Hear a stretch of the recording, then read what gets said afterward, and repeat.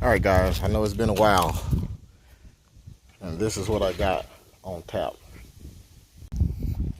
This is the Bermuda lawn. I actually need to put the fertilizer out. You know, the one last round of fertilizer. Been so busy, but this is about the fescue. I've already put one round of glyphosate out, and you know, I got it getting pretty gone, and I'm deciding to just start all over here. I had a lot of weeds. It's real hard to control. So it's so easy to grow this stuff from seeds that I decided to go all over and just kill everything off. A lot of the stuff is steady. Still got some green going on, but this is the deal. It looks crazy now, but this seeds grow so fast. But at any rate, the goal now is to, I've already got one round of that glyphosate on it. Now I need to throw another round. I'm going to dethatch this thing and then aerate it. It's too early to plant the seeds, but I'm still going to go ahead and just preparing it. So I'm going to kill all of this stuff off. And that fescue is pretty resilient. I mean, after a round of glyphosate, it's still hanging in there. You still see some green off in here. That's crazy. But anyway, this thing looks a hot mess. Stay tuned to see how quick this thing covers and how much it rebounds. You know, right now it kind of looks like how dormant grass look in the winter months. And so while I'm doing this, I had a half a mind to go and put some perennial rye out here, because the situation is this: where I am,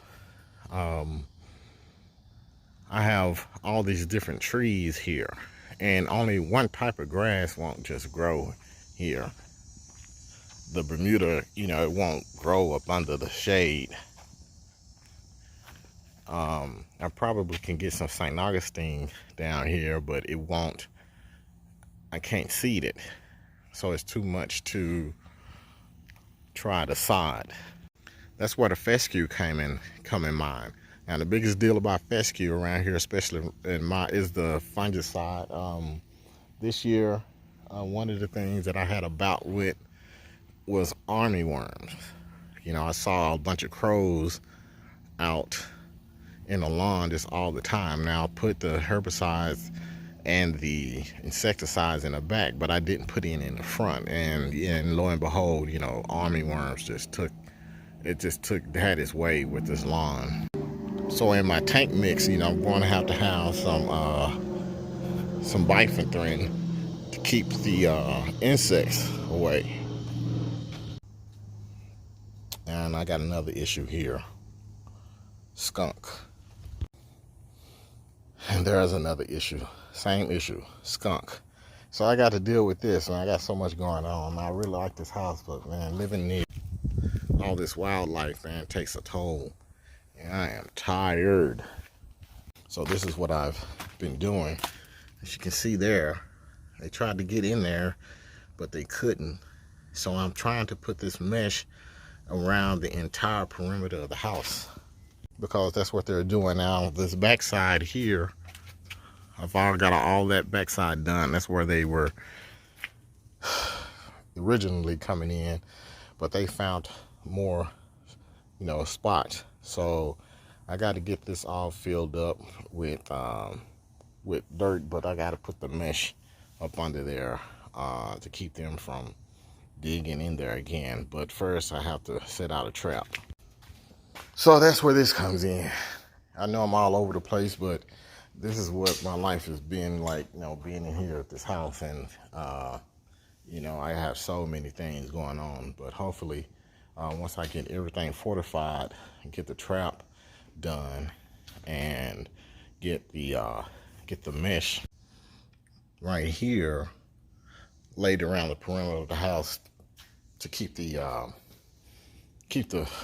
rodents, or well, skunks, out of the house. Got my bike here. Haven't rode it in forever since this house has really taken a toll on my social life. You know, I got it out and cleaned it out the other day, and I'm going to go ahead and sell it. But this is what we're about to do. We got the glyphosate out, and I'm going to go ahead and put it in my boom sprayer here, and we're going to go to town. We're going to go to town on it, get all that stuff gone. I want to do this because some of the hard to control weeds like Johnson grass and Dallas grass, you know, it's crept its head up. And also those little oak trees popped up. You know, I just decided, let me start fresh, get all this stuff dead out here, and come back with the new grass. So I'm kind of draining out all the mess that I had off in here before. So I know I got that glyphosate, and pretty much kills everything, but I'm throwing this mist off in there too, you know, because I've used that glyphosate and it has been known to miss some things. So that's what I'm going to add to my tank mix. Just get a little bit more performance out of it. I want everything good and gone. So here we are. Pretty much got everything killed off. I got to put another round of glyphosate. I still see some green out here. So I'm going to go with all Kentucky bluegrass. But we have a bigger issue.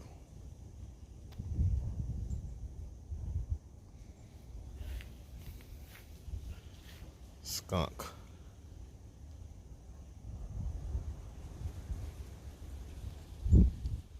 Not for sure how many of them are there, but there's a hole on the other side. And it's just one of the reasons why I hadn't had a chance to get out here, make videos, but I'm getting ready to do a major overseed.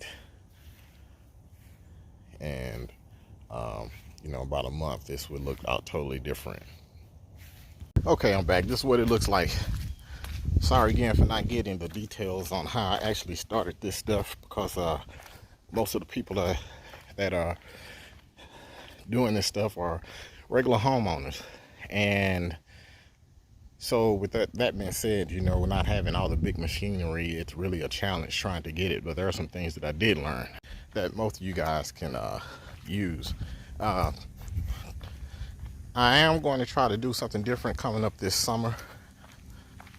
But in the meantime, you know, one of the things that I am into is leveling the lawn to have it real nice and smooth. And believe it or not, this is what I use. I use this pallet here. It's been sitting out almost a year or so. The wood that I had there has got all rather rotted and all that. But basically, I put bricks there and I dragged it, and it does a excellent job of gathering the dirt and dispersing it over in a wide area. It does such a good job that, you know, I wouldn't even consider buying one of those lawn levelers. I mean, just get you one of those, and I promise you, you really can't see the grade here, but it really levels the lawn. And eventually, you know, I'm going to have this all nice and leveled for the summertime project that I have going on. Anyway, super busy, and I have to find some things. So I've got my, you can see a little bit of it there. That's my Tenacity, my Scott's mixed with Tenacity starter fertilizer. Right here, that's what it looks like. This Tenacity, you got to pay attention to this 6-week deal. It may be even less. You're going to have to reapply this a couple times before, you know, you can apply any other type of preventative herbicides like podiamine or something. Podiamine can last up to 6 to 9 months if you apply it properly. This is only going to get you 6 weeks or 4 weeks. So that means you have to reapply after you put the initial round down to get the starter fertilizer going. You're going to have to reapply that just to get the weed preventative performance out of it. So in my case, after I get it up in about 4 weeks, I should be up. I'm going to go over it with this green pop starter fertilizer along with some tenacity, which is basically that, but I'm going to go with this liquid version for my follow-up apps. Now, I've heard some of the bigger guys, they've been experimenting with this this SPF 30 hybrid Kentucky bluegrass, and that's good to know. This is what I'm using. I'm using this Kentucky bluegrass hybrid along with this Barenbrug turf type tall fescue. That's the combination I'm using. However, I believe I got an email from GCI Turf. They have their own version of the mix already together. I'm basically mixing these myself after my research, and apparently, you know, that's a good mix because some of the big companies are starting to come out with this same mix here, and you can buy about, I believe it's called Blue Heat, I think it's called Blue Heat, and that's by GCI Turf. I'm not exactly sure, but go ahead and check out that website, gciturf.com, and you can get basically what I'm doing here. The only difference is they don't claim to have the tall fescue that's rhizomatous. And before I get too far, you're like, wait a minute, what happened to the lawn? Actually, I've been battling with the idea of growing all one type of grass, which is the KBG. That was my initial intentions. So I had to kill everything. You know, I had an unusual summer, had an unusual amount of damage from it was 3 things that hit me up: that the excessive water during the summertime, and the second was the grub worm, not grub worm, but the army worms. Man, army worms were incredible this year. Well, I really didn't care. I knew that I was going to go over the lawn anyway, so I just started the slate all clear. I had some weeds. I had some infestation of Dallas grass, which is really hard to get rid of. So I just thought I'd go ahead and just kill all that off and come back with seeds, since the seeds are growing. You know, in 4 weeks I can have a nice looking lawn here. So that's why everything is dead. I'm going to go do another round of weed control, or actually another round of glyphosate on all of this stuff to make sure everything is good and dead. I see some green vegetation popping up, so I want to give it another round. Now this area here, I've already done everything. I've actually pulled this down to bare dirt, and speaking of which, I don't advise doing this, especially on this slope that I have here. You got a slope, you definitely don't want to go down to bare dirt. Heavy rains are just going to wash a lot of the dirt and the seeds down here and on over to your neighbor's property or down in the gutters. So that's the main reason why. It's better to kill everything and leave a little top there, because the dead root of the grass that you killed and vegetation is really holding the soil together and keeping it from washing away, and then your seeds can get into the nooks and crannies. So here we got the day 1. I know you see that green there, but I actually treated it with glyphosate, and you know, that's going to die off. And from my experience, you know, glyphosate has no soil activity, meaning that, you know, once it reaches the soil, if it doesn't hit any vegetation, it's nothing that's it doesn't survive. You know, it's just gone. So I have applied glyphosate and